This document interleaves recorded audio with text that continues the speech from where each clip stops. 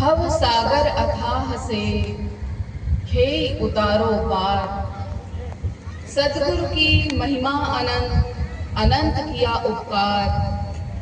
लोचन अनंत उघाड़िया, अनंत दिखावन हार। सद्गुरु आए लोक ते, देह धरी जग आए। जीवन बंध छुड़ाई के, बंदी छोड़ कहाए। अखिल ब्रह्मांड के कण कण में विराजमान अनंत सत्ता स्वरूप सद्गुरु कबीर साहेब, धनी धर्मदास जी साहेब, आमिन माता साहिबा एवं 4 गुरु वंश 42 साहेब के पावन चरण कमलों में कोटि कोटि बंदगी करते हुए सभा में उपस्थित समस्त साहेब के प्रेमी हंस जनों को भी मेरी साहेब बंदगी साहेब।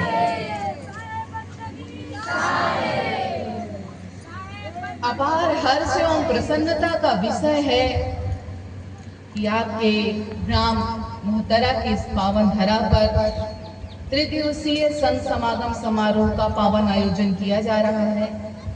इस पावन समारोह के अंतर्गत आयोजित आज की सत्संग सभा में आप सबने मुझे बुलाया, अपने समक्ष कुछ कहने का अवसर दिया, इसके लिए मैं आप सबकी बहुत बहुत आभारी। सत्य ही सबका सार है, सत्य से ही सूरज धरती चांद टिके, सत्य ही सबका आधार है।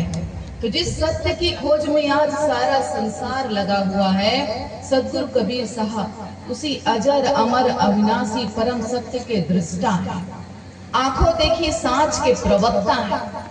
इस संसार में संत महापुरुष तो अनेक हुए, परंतु सद्गुरु कबीर साहब के समान सत्य को दो टूक बिना किसी लाग लपेट के डंके की चोट पर डायरेक्ट निर्भीकता के साथ लोगों के बीच बीच बाजार में खड़े होकर कहने वाला दूसरा कोई नहीं हुआ। साचा शब्द कबीर का सुनकर लागे यार, अज्ञानी तो जल मरे ज्ञानी जाए जा। तो सबसे ध्यान देने योग्य बात, सबसे बड़ी बात कि सद्गुरु कबीर साहब के समान सत्य को जितनी सरल, जितनी स्पष्ट अभिव्यक्ति सद्गुरु कबीर साहब ने की, सत्य की जितनी सरल स्पष्ट अभिव्यक्ति सद्गुरु कबीर साहब ने की है, इस संसार में कोई दूसरा नहीं कर सका। सद्गुरु कबीर साहब ने धर्म के मर्म को छुपाया नहीं, लोगों के सामने प्रकाशित किया। सत्य ज्ञान के मोती सद्गुरु कबीर साहब ने सबके सामने सरलता से, सहजता से बिखेर दिए और कहा, लो चुन लो, बुन लो, गुन लो, धुन लो और अपने जीवन को धन्य बना लो। आध्यात्म जगत में सद्गुरु कबीर साहब को महान क्रांतिकारी संत कहा गया। क्यों? संत का क्रांति से क्या लेना देना? ऐसा क्यों कहा गया? ऐसा इसलिए कहा गया कि सद्गुरु कबीर साहब की सत्यवाणी समस्त संकीर्णताओं, भेदभाव से परे, समस्त संकीर्णताओं, भेदभाव से परे सद्गुरु कबीर साहब की वाणी सार्वदैशिक, सार्वकालिक, सार्वभौमिक, परम सत्य से ओतप्रोत कालजयी वाणी है। सद्गुरु की वाणी के विषय में बड़े सुंदर शब्दों में कहूं कि सद्गुरु कबीर साहब की वाणी में सत्य की धार है। सद्गुरु कबीर साहब की वाणी में हृदय की पुकार है। सद्गुरु कबीर साहब की वाणी में समस्त ढोंग, पाखंड, असत्य के विरुद्ध एक ललकार है। और जिसने सद्गुरु कबीर साहब की वाणी को अपने हृदय में धारण किया, उसका भव से बेड़ा पार है। प्रायः लोग यह प्रश्न करते हैं कि सद्गुरु कबीर साहब की वाणी इतनी लोकप्रिय क्यों? आज इतने वर्षों के बाद भी गांव-गांव, गली-गली, कूचे-कूचे में सद्गुरु कबीर साहब की वाणी क्यों गूंज रही है? गरीब की कुटिया से लेकर अमीर के राजमहलों तक सर्वत्र सद्गुरु कबीर साहब की वाणी गूंज रही है। गूंज ही नहीं रही, लोगों के हृदय में भी उतर गई। कारण क्या है? कारण यह है कि जब सद्गुरु कबीर साहब कुछ बोलते हैं, कुछ कहते हैं, तो मात्र मुख से नहीं कहते। जब सद्गुरु कुछ बोलते हैं तो सिर्फ उनकी जिह्वा नहीं बोलती, उनका पूरा जीवन बोलता है। सद्गुरु की आचरण उच्चारण की समता, कथनी करनी की समता, पवित्रता, पावन चरित्र बोलता है, पावन चरित्र बोलता है सद्गुरु कबीर साहब का। तो सदगुरु जब कुछ कहते हैं तो दिल से कहते हैं, हृदय से कहते हैं। और हृदय से कही गई बात किसी के हृदय में ना उतरे, दिल से कही गई बात किसी के दिल में ना उतरे, ऐसा तो हो ही नहीं सकता।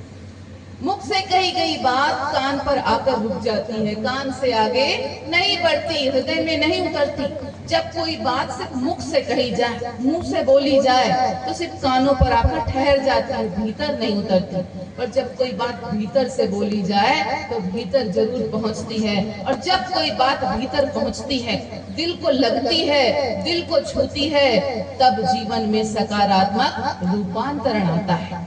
तो सदगुरु कबीर साहब की वाणी कैसी है? दिल की वाणी है। सदगुरु कबीर साहब की वाणी दिल की वाणी है। बड़े सुंदर शब्दों में कहूं कि सदगुरु की वाणी दिल की वाणी है, दिल को छू जाने वाली वाणी है।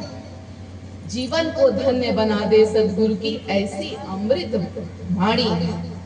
सदगुरु कबीर साहब की वाणी दिल को छू जाने वाली वाणी है, जीवन को धन्य बना दे ऐसी अमृत वाणी है। तो जब सदगुरु कुछ कहते हैं तो हृदय से कहते हैं, दिल से कहते हैं, अनुभव करके कहते हैं। और उनकी दिल से कही गई अनुभव की वाणी लोगों के हृदय में उतर जाती है और जीवन में सकारात्मक रूपांतरण लाती है, मानुष जीवन को धन्य बनाती है। तो देखिए सदगुरु कबीर साहब के सत्य संदेश क्या? सदगुरु कबीर साहब के सत्य संदेश ही, सदगुरु कबीर साहब के सत्य संदेश ही कबीर पंथ। सदगुरु कबीर साहब के सत्य संदेश का मार्ग ही कबीर पंथ है, जो संसार के प्रत्येक जीव, प्रत्येक मनुष्य के लिए बिना किसी भेदभाव के खुला हुआ है, प्रस्तुत है। जिस मार्ग पर चलकर प्रत्येक जीव इस संसार का अपने जीवन को धन्य बना सकता है। तो सदगुरु के सत्य वचनों, सदगुरु के सत्य वचनों का मार्ग कबीर पंथ है, जहां पर कोई भेदभाव नहीं, कोई दिखावा नहीं। प्रत्येक जीव, चाहे वो नर हो, चाहे वो नारी हो, चाहे वो गरीब हो, चाहे वो अमीर हो, सभी आकर एक भाव से अपना जीवन सदगुरु के वचनों को अपने जीवन में लाकर धन्य बना सकते हैं। तो देखिए सदगुरु कबीर साहब मानव धर्म के उत्थापक हैं, उन्नायक हैं, संस्थापक हैं। सदगुरु कबीर साहब के सत्य संदेश को एक स्थान विशेष, एक जाति विशेष, एक काल विशेष के बंधन में नहीं बांधा जा सकता। सदगुरु कबीर साहब के सत्य वचन सर्व देश, सर्व जाति, सर्व स्थान, सर्व काल, सर्व संस्कृति, सर्व संप्रदाय, सर्व धर्म, सर्व जीव, सर्व दर, सर्व घट के लिए कल्याणकारी है। सदगुरु सबके भले के लिए सत्य वचन कहते हैं। तो देखिए आज संसार में सदगुरु कबीर साहब के सत्य वाणी से सारा संसार सुवासित हो रहा है। सदगुरु कबीर साहब की सत्य वाणी की सुगंध से सारा संसार सुगंधित हो रहा है। सदगुरु कबीर साहब के सत्य संदेश के प्रकाश से सारा संसार आलोकित हो रहा है, सारा संसार प्रकाशित हो रहा है। और वो भी क्यों नहीं? वे सत्य पुरुष परमात्मा, वे अजर अमर अविनाशी सत्य पुरुष परमात्मा इस हेतु तो इस संसार में आए। वे सदगुरु कबीर साहब के रूप में अजर अमर अविनाशी सत्य पुरुष परमात्मा इस धरा पर इसी हेतु आए हैं। क्या? सकल सृष्टि को तारो भाई, तबही नाम कबीर कहाई। प्रत्येक जीव के कल्याण के लिए वे सत्य पुरुष परमात्मा इस संसार में सदगुरु कबीर साहब के रूप में अवतरित हुए हैं। तो वो जो मार्ग हमें दिखा रहे हैं, वो जो राह हमें दिखा रहे हैं, वह हमारे लिए कल्याणकारी है, हमारे जीवन को धन्य बनाने वाली है। तो सदगुरु द्वारा दिखाए गए सत्य ज्ञान के मार्ग पर चलकर हम अपने जीवन को सफल बना सकते हैं। सदगुरु हमारे सच्चे पथ प्रदर्शक हैं, सच्चे मार्ग दर्शक हैं। वो जो राह हमें दिखा रहे हैं, जो मार्ग हमें दिखा रहे हैं, बस हमें उस मार्ग पर, उस राह पर चल पड़ना है, हमारा जीवन अवश्य सफल होगा। तो जीवन को सफल बनाना है तो सदगुरु की शरण में जाना है। इस संसार में सदगुरु से बड़ी सत्ता और कोई नहीं है। साहब कहते हैं सदगुरु की महिमा अनंत, अनंत किया उपकार, लोचन अनंत उघाड़िया, अनंत दिखावा नहार। सदगुरु की महिमा अनंत है, अपार है। किसी एक संत ऋषि मुनि ने नहीं, सभी संतों ने, सभी ऋषि मुनियों ने, सभी धर्म ग्रंथों में गुरु की महिमा का गुणगान किया गया है। सभी ने एक मत से गुरु की महिमा गाई है।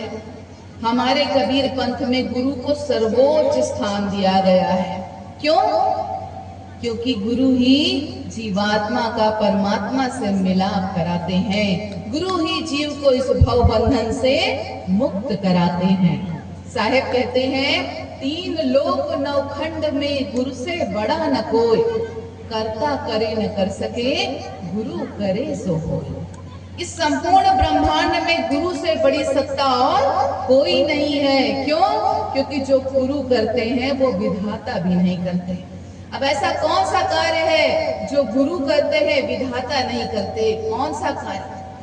वह कार्य है इस भवजल से मुक्ति, आवागमन के बंधन से मुक्ति। विधाता ने जन्म देकर मनुष्य को इस संसार में, जीव को इस संसार में भेज तो दिया। विधाता ने जन्म देकर जीव को इस संसार में भेज तो दिया, पर जीव इस संसार में आकर माया मोह के बंधन में बंध गया और 84 लाख योनियों में भटकता रह गया। तो 84 लाख योनियों की भटकन से मुक्ति गुरु दिलाते हैं। हम सभी रोज पढ़ते हैं कि गोविंद की माया वश प्राणी, भुगते दुख 84 खानी। गोविंद की बनाई माया के वशीभूत जीव इस संसार में आकर भटक गया है, दुख भोग रहा है। 84 लाख योनियों में भटकता हुआ दुख भोग रहा है। और इस दुख से मुक्ति, इस भटकन से मुक्ति कौन दिलाते हैं? सदगुरु दिलाते हैं। तो गुरु से बड़ी सत्ता इस संसार में और कोई नहीं है। तभी तुलसीदास जी ने भी कहा है कि गुरु बिन भवनिधि तरय न कोई, जो बिरंची शंकर सम होई। तो इस संसार में, इस भव सागर से पार उतरने का एकमात्र सहारा सदगुरु होते हैं। गुरु से बड़ी सत्ता इस संसार में और कोई नहीं है। एक बार देवताओं की सभा लगी हुई थी। सभा में प्रश्न उठा कि इस संसार में सबसे बड़ा कौन है? इस संसार में सबसे बड़ा कौन है? यह प्रश्न उठा। एक देवता उठकर खड़े हुए और बोले, इस संसार में पृथ्वी सबसे बड़ी है। इस संसार में पृथ्वी सबसे बड़ी है। सबने कहा, हाँ बात तो बिल्कुल सही है, इस संसार में पृथ्वी सबसे बड़ी है, क्योंकि सभी पृथ्वी पर ही तो खड़े हैं।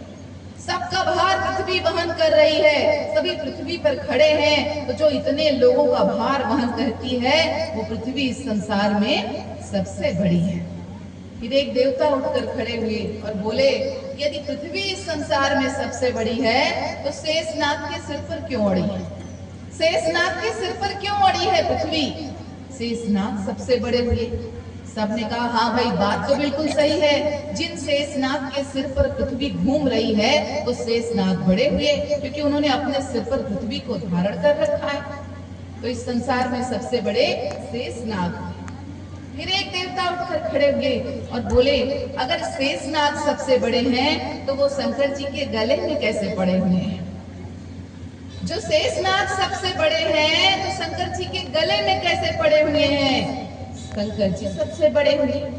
सबने कहा, हाँ भाई बात तो बिल्कुल सही है, जिनके गले में, जिन शंकर जी के गले में शेषनाग झूल रहे हैं वो शंकर जी सबसे बड़े हुए।